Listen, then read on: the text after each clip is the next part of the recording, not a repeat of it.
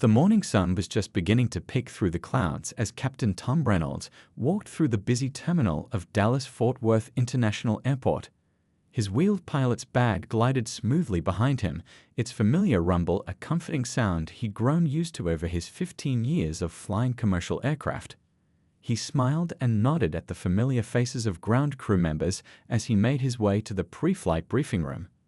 "Morning, sunshine," called out his co-pilot, Mike Chen, already seated at the briefing table with a steaming cup of coffee in hand.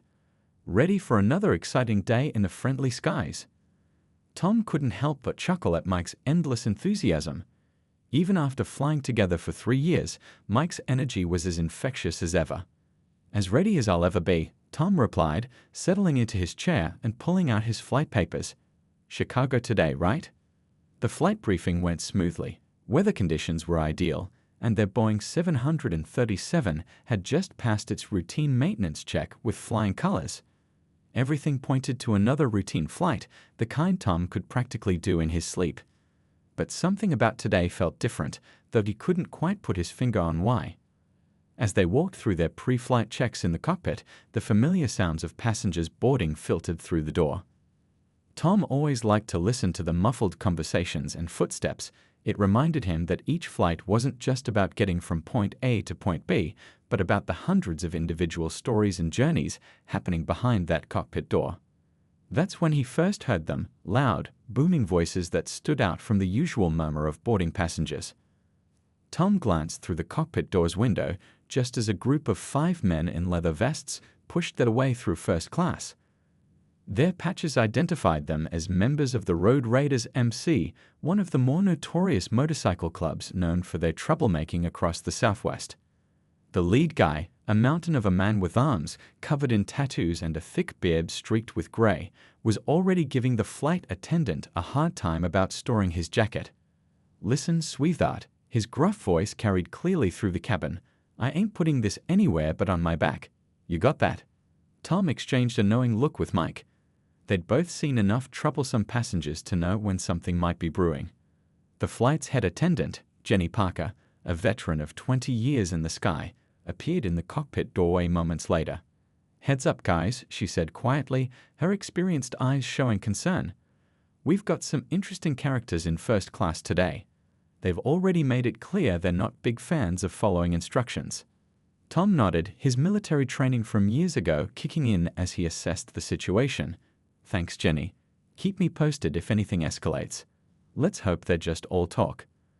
But as the final preparations for takeoff continued, Tom couldn't shake the uneasy feeling in his gut.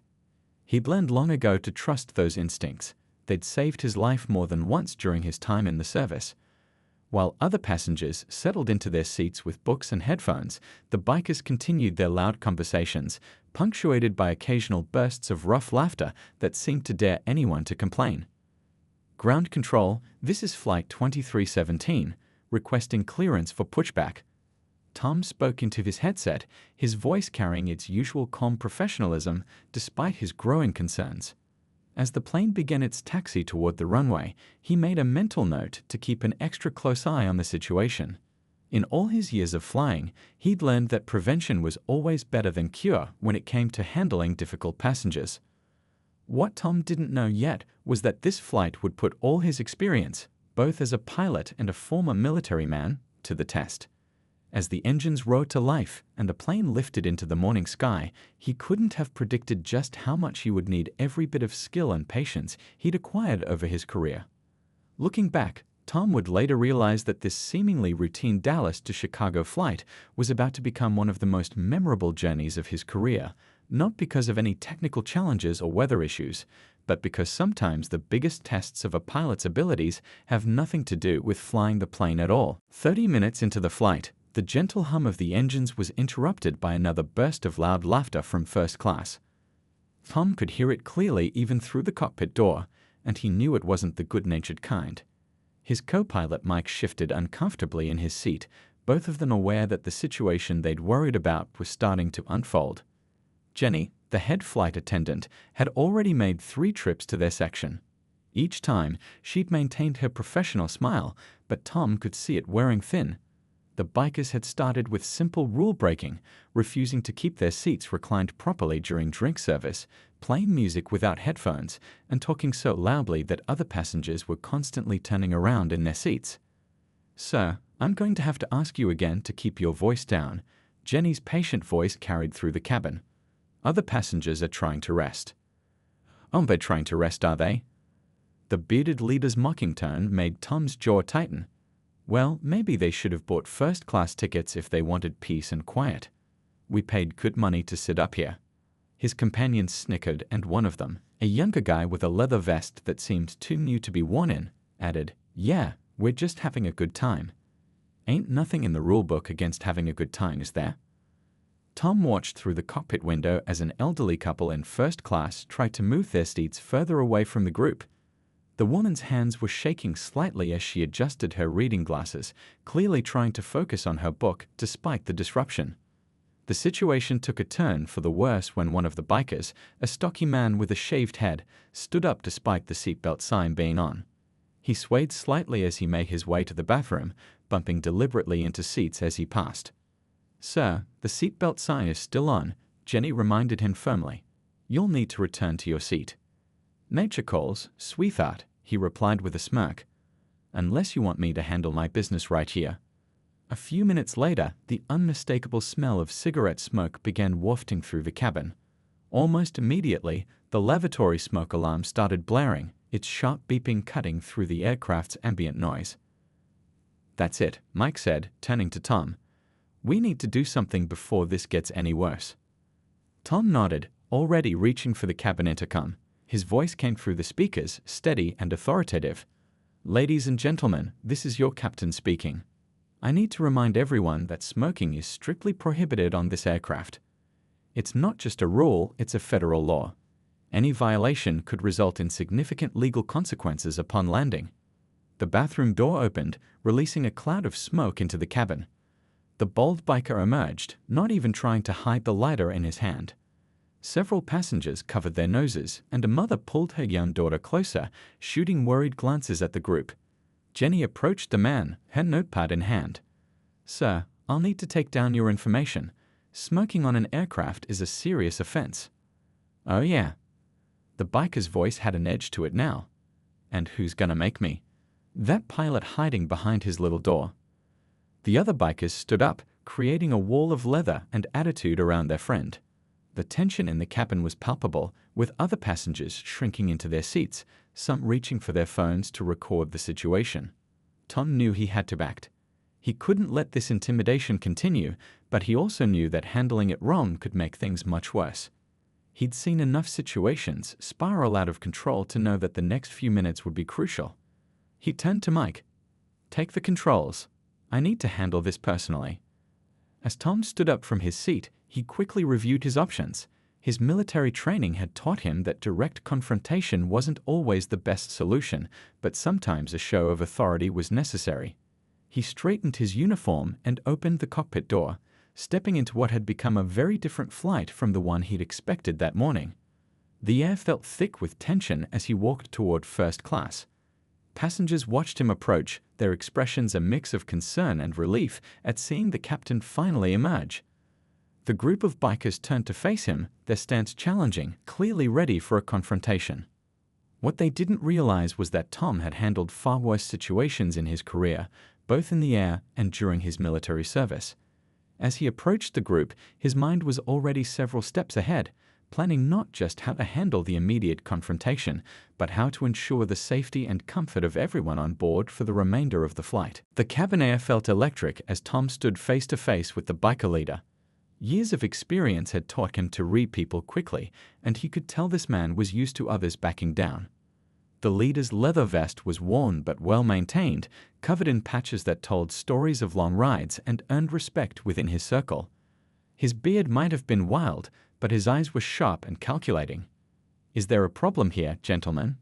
Tom asked, his voice calm but carrying the natural authority that came from years of command.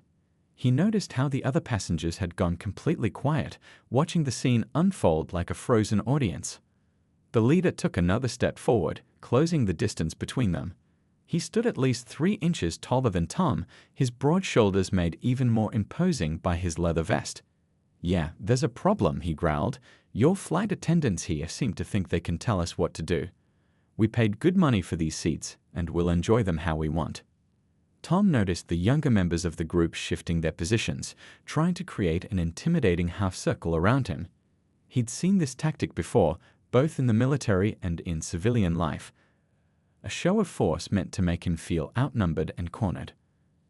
"I understand you want to enjoy your flight," Tom replied, maintaining eye contact with the leader while staying aware of the other's movements. "But as the captain of this aircraft, my primary responsibility is the safety and comfort of all passengers. That includes you and your friends, as well as everyone else on board." A mother clutched her young son closer in their seats across the aisle. An elderly man a few rows back was filming discreetly with his phone, his hands trembling slightly. Tom knew he needed to defuse the situation before it escalated further. The bald biker who'd been caught smoking stepped forward, his face flushed with anger or maybe something else. "And what exactly are you going to do about it? We're at 30,000 feet. Can't exactly kick us off, can you?" That drew chuckles from his friends, but Tom noticed they didn't quite reach their eyes. They were testing him, looking for weakness, trying to figure out if he was all uniform and no backbone. "You're right," Tom said, surprising them with his agreement. "We can't stop the plane right now. But what I can do is make one radio call that will have federal agents waiting for us in Chicago. Smoking on an aircraft, intimidating crew members, disturbing other passengers, that's not just against airline policy, gentlemen. Those are federal offenses." He let that sink in for a moment before continuing, and trust me, the FBI takes air safety violations very seriously these days. They tend to ask a lot of questions about motorcycle clubs too. The leader's eyes narrowed, but Tom caught the flicker of uncertainty that passed through them. "Aren't you threatening us, pilot?" "Not at all," Tom replied evenly. "I'm just explaining the situation. What happens next is entirely up to you. We've still got about an hour of flight time left. That's plenty of time for everyone to enjoy a peaceful journey, or..." He let the alternative hang in the air, unspoken but clear. The younger biker with the new vest shifted uncomfortably. "Boss, maybe we should just chill for a bit. No need to make this a bigger deal than it is." But the leader wasn't ready to back down completely. He leaned in close to Tom, his voice dropping to a menacing whisper. "You think you're tough, don't you? Playing captain up here in your little uniform. Tell you what, once we land in Chicago, why don't we continue this conversation somewhere more private? See how brave you are on the ground." Tom didn't flinch. Instead, he allowed himself a small smile, one that didn't quite reach his eyes. Few people knew that before becoming a commercial pilot, he'd spent 12 years as a Navy SEAL instructor, training some of the toughest men in the world. He'd faced down threats far more dangerous than an angry biker in situations far more precarious than this. "That won't be necessary," Tom replied quietly, so only the leader could hear. "But if you're really interested, you might want to ask around about what SEAL instructors do in their spare time before making that kind of offer." The leader's eyes widened slightly, and Tom saw the exact moment the man realized he badly misjudged the situation. The tension in the air shifted subtly as the leader took a small step back, reassessing the seemingly ordinary pilot standing before him. "Now," Tom said, raising his voice to address the whole group, "I need to get back to the cockpit. I trust we can all agree to have a peaceful and comfortable flight from here on out." The leader held his gaze for a long moment before giving a slight nod. "Sure thing, Captain. No problems here." But as Tom turned to head back to the cockpit, he could feel the simmering anger behind him. These men weren't used to backing down, and their pride had been wounded. The situation wasn't over. It had just entered a different phase. Walking back to the cockpit, Tom was already forming a plan. He'd learned long ago that sometimes the best way to handle aggressive people wasn't through direct confrontation, but through more subtle means. As he settled back into his seat, he began to think about the flight path ahead and the various ways a pilot could make a journey either smooth or interesting. Mike looked at him questioningly as he strapped back in. "Everything okay out there?" "For now," Tom replied, reaching for the radio. "But I think it's time we requested a slight adjustment to our flight plan. Something tells me we might be hitting some unexpected turbulence soon. Back in the cockpit, Tom sat quietly for a moment, his hands resting lightly on the controls as he thought through his options. The gentle vibration of the aircraft helped clear his mind, just as it had thousands of times before. Mike watched him curiously, waiting to hear what his captain had in mind. "You're plotting something," Mike said finally, breaking the silence. "I know that look." Tom smiled slightly. "Let's just say I'm considering all our options. We've got another hour of flight time, and those guys back there aren't the type to let things go easily." He reached for the radio, adjusting his headset. "Air traffic control, this is Flight 2317. Requesting permission to adjust our flight path slightly. We'd like to take a more scenic route to Chicago." The controller's voice crackled back. "Flight 2317, can you clarify the reason for your request?" "Just managing some cabin situations," Tom replied professionally. "Nothing emergency level, but we'd appreciate a bit more flexibility with our route." There was a brief pause before the controller responded. "Understanding your situation, Flight 2317. We can authorize a modified flight path. Standing by for your requested adjustments." Mike raised an eyebrow. "Can't you fill me in on what you're thinking?" Tom pulled up the weather radar display, studying it carefully. "See these air masses here and here?" He pointed to several areas on the screen. "They're creating some interesting wind patterns at different altitudes. Nothing dangerous, but—" He trailed off, a slight smile playing at the corners of his mouth. "But enough to make things uncomfortable if we hit them just right," Mike finished, beginning to understand. "You're going to give our friends back there a physics lesson, aren't you?" "Something like that," Tom replied, "though I prefer to think of it as a lesson in consequences. Sometimes the best way to handle bullies is to let them experience the results of their own behavior." He began making careful calculations, drawing from his years of experience. Every pilot knew about air pockets, wind shear, and the various atmospheric conditions that could affect a flight. Most spent their careers trying to avoid them. But Tom had learned during his military days that sometimes the smoothest path wasn't always the most effective one. "We'll start subtle," he explained to Mike. "A little light chop here and there.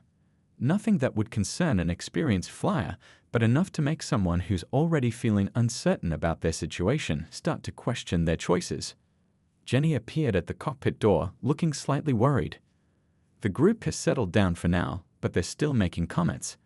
The leader keeps mentioning Chicago and what's going to happen when we land." Tom nodded. "How are the other passengers doing?" "Nervous," Jenny replied, "but mostly just angry at having their flight disrupted. The elderly couple in first class asked to be moved to business class just to get away from them." "Tell them to stay put," Tom said. "Things might get a bit bumpy soon, and the first-class seats have better stabilization." He turned back to his instruments, making minor adjustments to their altitude. The plane responded smoothly, like a well-trained horse responding to gentle pressure on the reins. Through the cockpit door, they could still hear occasional bursts of loud conversation from the bikers, though noticeably quieter than before. "You know," Mike said thoughtfully, "in all my years of flying, I've never seen anyone handle a situation quite like this." Tom checked their fuel levels and weather conditions one more time before responding. "Sometimes the best solutions aren't the most obvious ones. These guys are used to intimidating people, used to being the ones in control. But up here," he gestured to the vast expanse of sky around them. "Up here, things are different." He thought back to his years as a SEAL instructor, teaching young recruits about the importance of using their environment to their advantage. The sky was his environment now, and he knew every nuance of it, every way it could work for or against you. "Watch this," Tom said, making a slight adjustment to their heading.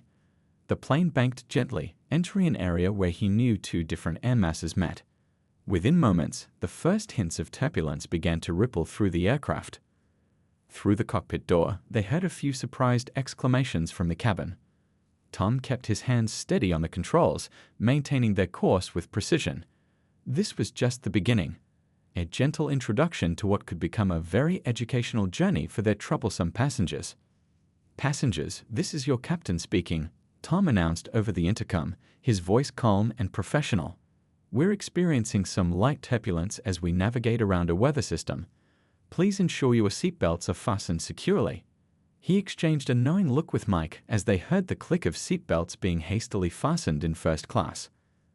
The next hour would require all of Tom's skill and experience, not to handle any real danger, but to carefully orchestrate a flight experience that these particular passengers wouldn't soon forget. "You know," Mike said with a slight grin, "I have a feeling this is going to become one of those stories that gets told in pilot lounges for years to come." Tom focused on his instruments, making another subtle adjustment. "Only if it works. Right now, we're just getting started. The real test will be finding that perfect balance, enough to make our point, but well within safety parameters." As the plane continued its journey toward Chicago, Tom settled in for what he knew would be one of the more interesting hours of his flying career. Sometimes the best solutions weren't about confrontation or force, they were about using your knowledge and expertise in unexpected ways. The next bout of turbulence was approaching on their radar, and Tom began preparing for Phase 2 of his plan. The sky above Chicago was waiting, and he intended to make every minute of the remaining flight count. The first signs of Tom's plan taking effect were subtle. A slight shudder ran through the aircraft as they entered the area of turbulence he'd carefully selected. In first class, the bikers' loud conversations suddenly quieted, replaced by the sound of ice cubes rattling in their drinks. "Entering the first patch now," Tom said quietly to Mike, his hands steady on the controls. "Let's see how our friends handle a little atmospheric dancing." The plane dipped slightly, causing a few gasps from the cabin. Through the cockpit door, they heard the leader's gruff voice, noticeably less confident than before. "It's just a little bump. Nothing to worry about."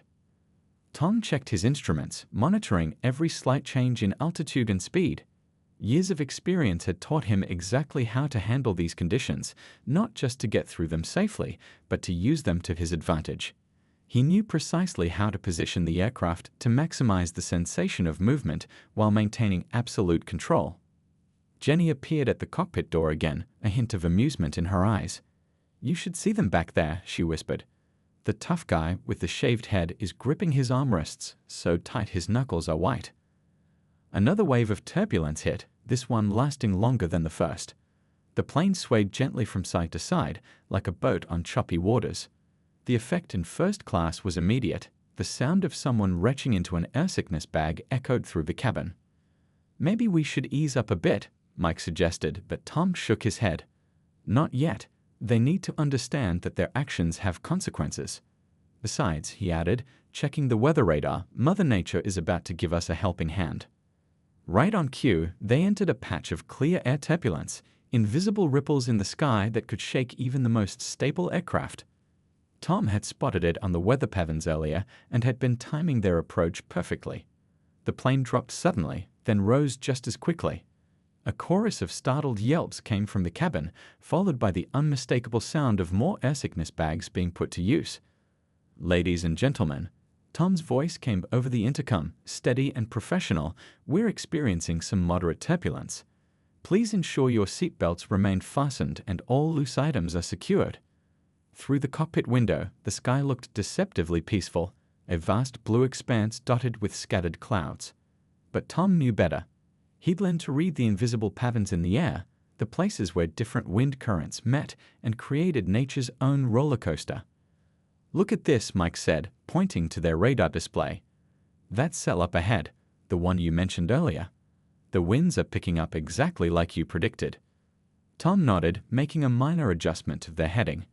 "Sometimes experience isn't just about knowing what to do," he said. "It's about knowing what's going to happen before it happens." The next wave hit harder than the previous ones. The plane shuddered and bucked, though Tom's steady hand kept them well within safety parameters. From first class came the sound of someone praying out loud, followed by nervous laughter quickly cut short by more turbulence. Jenny passed through the cabin, checking on passengers. "Seat belts fastened, tray tables up," she called out, her voice professional but with a hint of satisfaction when she reached first class. The bikers, now looking distinctly green around the gills, could only nod weakly in response. The leader, who had earlier threatened Tom, was now slumped in his seat, his eyes squeezed shut and his leather vest darkened with sweat. His younger companions weren't faring any better. The one with the new vest had his head buried in an air sickness bag, while the others sat rigid in their seats, all traces of their earlier bravado gone. Air Traffic Control, Flight 2317, Tom radioed, his voice calm. Requesting permission to maintain current altitude.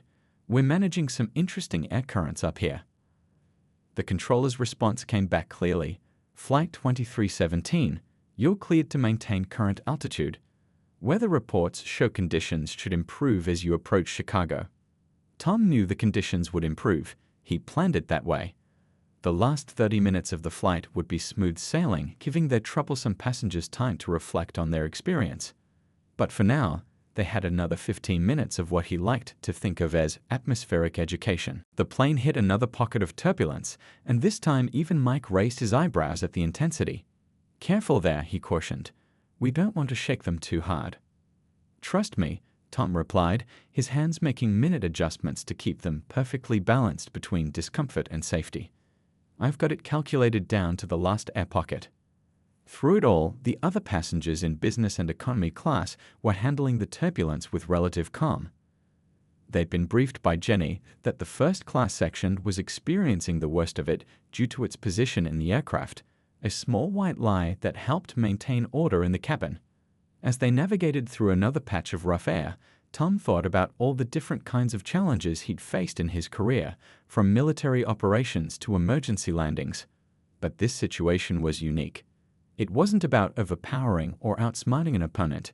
It was about letting nature itself deliver a lesson in humility.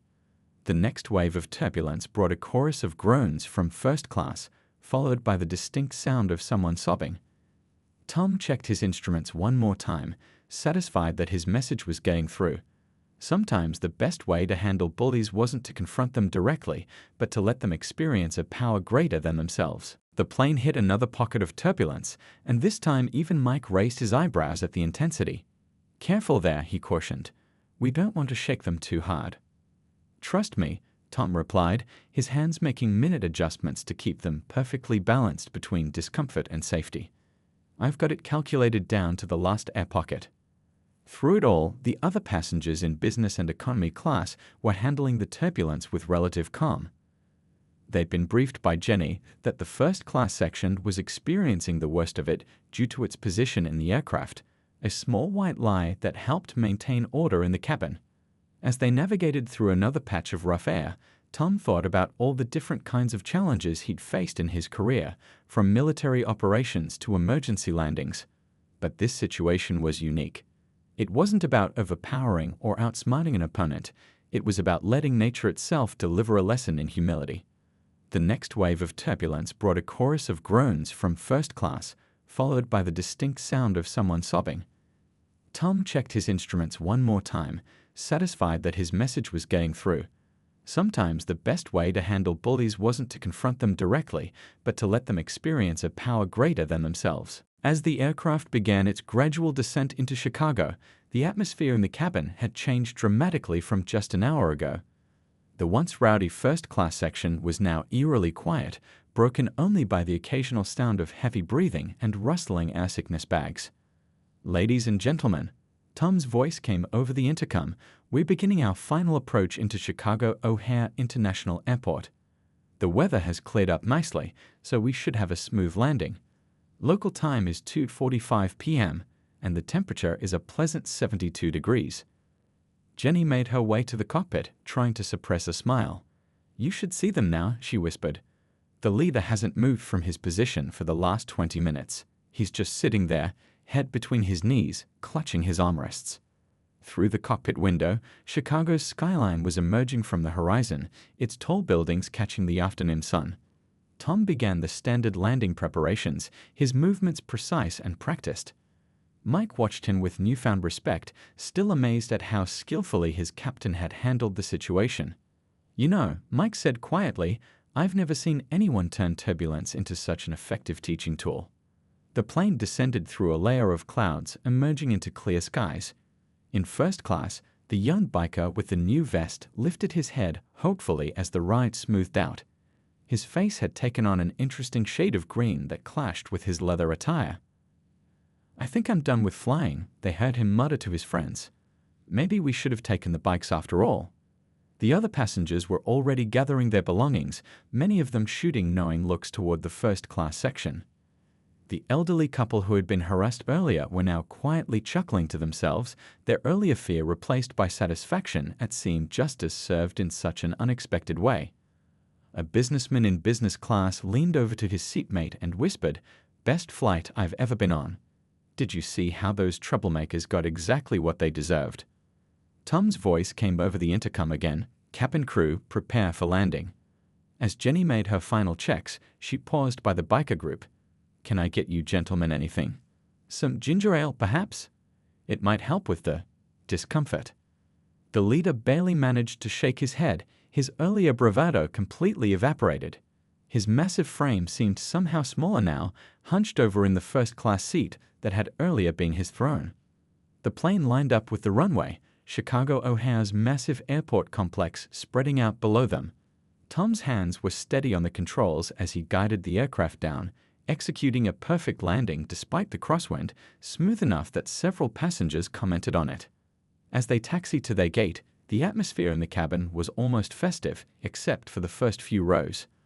The bikers remained unusually still, their earlier threats about teaching the pilot a lesson in Chicago seemingly forgotten. "Folks, welcome to Chicago O'Hare International Airport," Tom announced. "Please remain seated with your seatbelts fastened until we've come to a complete stop at the gate and the seatbelt sign has been turned off." Jenny made one final pass through the cabin. The leader of the biker group caught her attention with a raised hand, a far cry from his earlier demanding gestures. "Miss," he said quietly, his voice hoarse, "about earlier, I apologize for our behavior. We were out of line." Jenny nodded professionally, though she couldn't quite hide her satisfaction. "I'll make sure the captain gets your message." As the plane pulled up to the gate, Tom completed his final checks with the same precision he'd shown throughout the flight. He'd handled the situation without a single violation of safety protocols, without any confrontation, and without giving the troublemakers any cause for complaint. After all, turbulence was just a natural part of flying, wasn't it? The seatbelt sign dinged off, and passengers began to stand and retrieve their belongings. The bikers remained seated, looking like they needed a few more minutes to recover. Their leather vests, which had seemed so intimidating during boarding, now looked oddly out of place on men who appeared more interested in finding the nearest solid ground than causing any more trouble. "Ladies and gentlemen," Tom's final announcement came over the speakers, "thank you for flying with us today. We know you have a choice in airlines, and we appreciate you choosing ours. Have a wonderful day in Chicago." As passengers began to deplane, many stopped to thank the crew, several throwing knowing glances toward first class. A young girl tugged on her mother's sleeve and asked, loud enough for everyone to hear, "Mommy, why are those big men in leather looking so sick?" Tom emerged from the cockpit to stand by the exit, thanking passengers as they deplaned. When the biker group finally gathered their courage to stand and make their way to the exit, they kept their eyes down, shuffling past him without their earlier swagger. The leader paused briefly at the door, looking like he wanted to say something. But after a moment's hesitation, he simply nodded respectfully and hurried off, presumably in search of the nearest restroom. As the last passengers deplaned, Mike turned to Tom with admiration. "You know, I've been flying for 12 years, and I've never seen anything quite like that. You handled it perfectly. No confrontation, no escalation, just physics." Tom smiled as he began his post-flight checks. Sometimes the best way to handle a bully isn't to fight back, it's to let them experience the natural consequences of their actions. Up here, Mother Nature can be very persuasive. Jenny joined them, her professional demeanor finally breaking into a full grin. I heard some of the other passengers talking as they left. This flight is going to become a legend. The day a bunch of tough bikers learned that true power isn't about leather vests and loud voices, it's about understanding and respecting the forces around you. Word of what happened on Flight 2317 spread quickly through O'Hare International Airport. By the time Tom and his crew had finished their post-flight duties, the story was already making its way through the terminal, passed from gate to gate with growing appreciation. In the crew lounge, other pilots and flight attendants gathered around to hear the tale firsthand. Tom sat with a cup of coffee, downplaying his role as others praised his handling of the situation. "I heard those bikers could barely walk straight when they got off the plane," one flight attendant said, trying to hide her laughter behind her hand. They were holding onto the walls in the terminal like they'd just stepped off a carnival ride. Mike, still grinning from the experience, added, "You should have seen them in first class. These tough guys who were causing so much trouble at the start. By the end, they were as quiet as church mice. One of them was actually praying." An older pilot, who had been flying for over 3 decades, nodded approvingly. "That's what I call experience in action. No confrontation, no escalation, just pure airmanship. Using the natural elements to your advantage, that's the mark of a true professional." Through the large windows of the crew lounge, they could see planes taking off and landing against the Chicago skyline. The afternoon sun caught the aircraft wings, making them flash like silver against the blue sky. It was a reminder of the power and beauty of flight, something Tom had never taken for granted in all his years of flying. The best part, Jenny chimed in, was watching their transformation. "Remember how they strutted onto the plane like they owned it? By the end, they couldn't get off fast enough. I saw them in the terminal later. They were booking ground transportation for their return trip." The story continued to circulate through airline circles in the days that followed. It became a favorite tale among crew members, shared during layovers and in crew lounges across the country.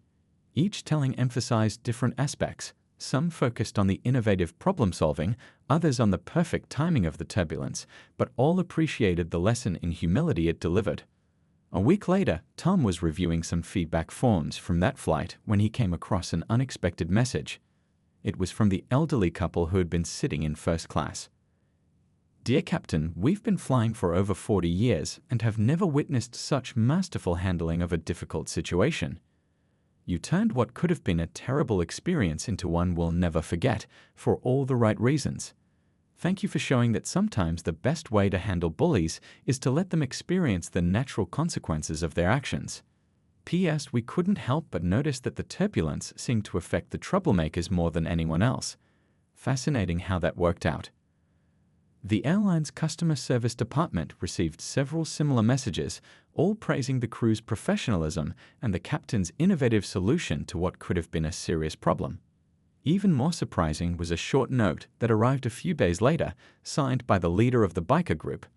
"To the pilot of Flight 2317, you taught us a lesson we won't forget. Sometimes the biggest guy isn't the one with the most power. Sometimes it's the one who knows how to use what he has wisely. Respect." The incident became a teaching point in crew training sessions, though never officially. It was discussed as an example of how experience, patience, and understanding of one's environment could be more effective than direct confrontation. Young pilots would listen intently as their instructors explained how knowledge of weather patterns and flight dynamics could be used to maintain control of difficult situations.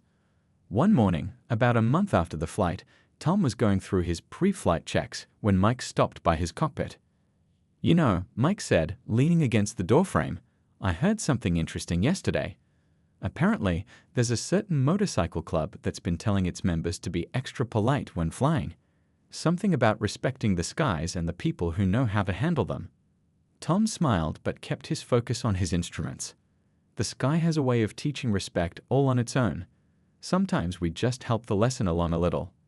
As passengers began boarding for another flight, Tom thought about how the incident had affected everyone involved. The bikers had learned about a different kind of power, one that didn't come from size or intimidation. The other passengers had witnessed justice served in an unexpected way. And the crew had gained a story that would be told and retold, each telling carrying its own lesson about handling difficult situations with wisdom rather than force. "Ready for another flight?" Jenny asked as she prepared the cabin for boarding. "Always," Tom replied, going through his usual checks with the same attention to detail that had served him so well throughout his career. "Though I doubt we'll have any passengers quite as memorable as our biker friends." As the engines hummed to life and the plane prepared for takeoff, Tom thought about all the different kinds of challenges a pilot might face in the sky. Some came from weather, some from mechanical issues, and some from the passengers themselves. But in his experience, the best solutions often came not from confrontation, but from understanding. Understanding the sky, understanding people, and understanding how to use knowledge and experience to guide both to a better place. The story of Flight 2317 and its leather-clad passengers became more than just an amusing tale. It became a reminder that true authority doesn't always come from physical presence or loud voices. Sometimes it comes from knowing your environment, understanding your capabilities, and having the wisdom to use both effectively. In the end, it wasn't just a lesson for a group of troublesome bikers, it was a lesson for anyone who ever needed to handle a difficult situation with grace and professionalism.